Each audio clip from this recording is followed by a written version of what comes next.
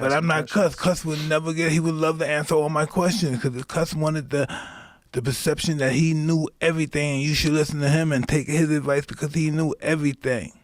Yeah. You know, that's what it's like. If you was his friend, you always came to him for advice. He always wanted advice, wanted to give his advice and let you know that he was a superior thinker and that you should come to him and he'll settle your problems. That's just what he was. You know, do you ever think back on your life, like your life with Cuss and just the story, the origin story, is almost like a movie. It's almost too crazy. No. Let me tell you what happened, man. I'm in Sparfit, detention for boys. And Muhammad Ali, they showed the movie The Greatest. It's like 77, 76, I'm 11 years.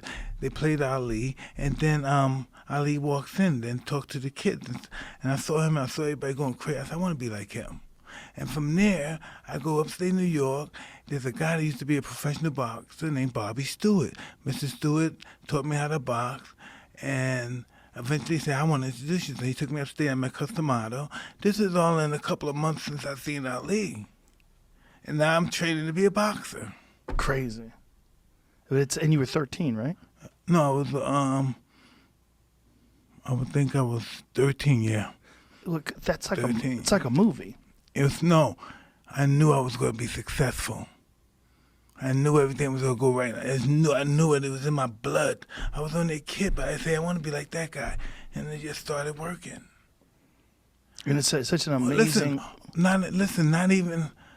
Not even 3 or 4 months after I saw Ali, just boom, boom, boom, boom, boom, I met him.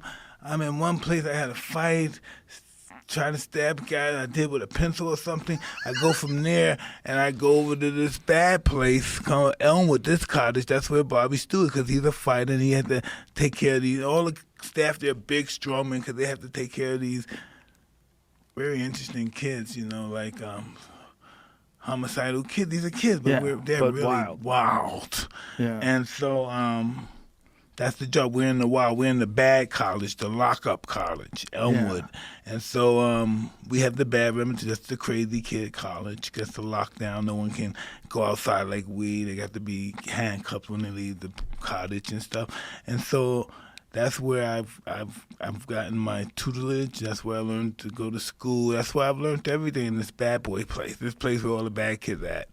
And since they had to have extreme kind of guards there, security, Mr. Stewart was a professional boxer, and he would teach the kids how to box if they behaved themselves and got on a certain level in which you can go back there and box. And guys were coming back to their dome. I was locked up. I was on the level to go there because I had just got there, so they put me in the back. They lock you up to.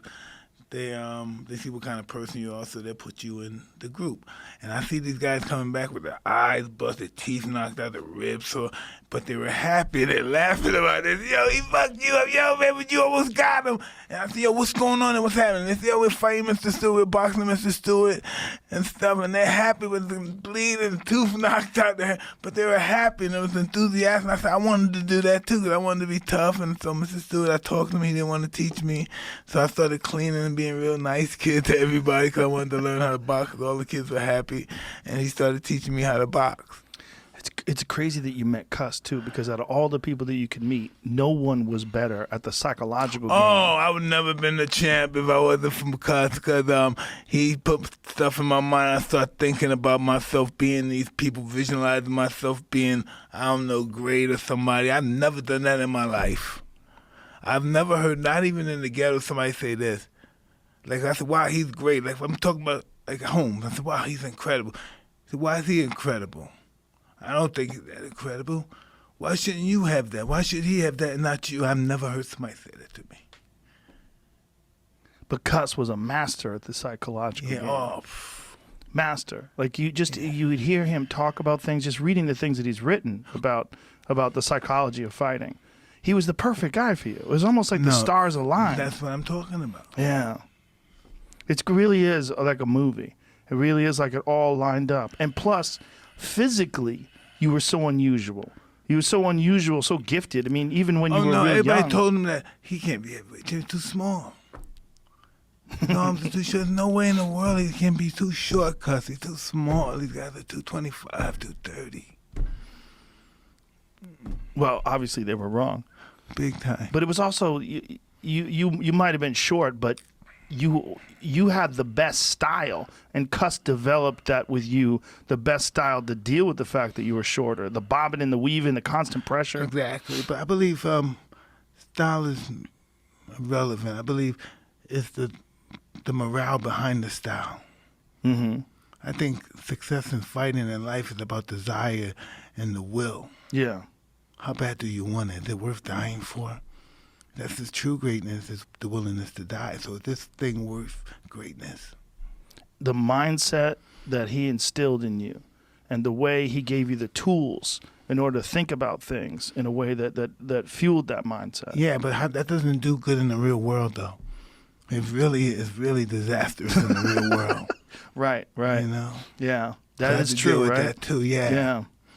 Isn't that crazy? It's like the very thing that made you special could fuck you in the real world with regular people. Oh, the real world. Guys like that go to prison. They don't exist in the real world. They got to take them out of there. It's crazy. You know, they have to remove them from the real world, those kind of people like myself. Isn't that what's crazy? Like, that's where the crazy adjustment has to come in, where you have to learn how to be. And that's where cannabis helped you a lot, too, Yeah, right? a lot. Oh, man, forget it. Forget it. But now you're not smoking any weed getting ready for this fight. Nah.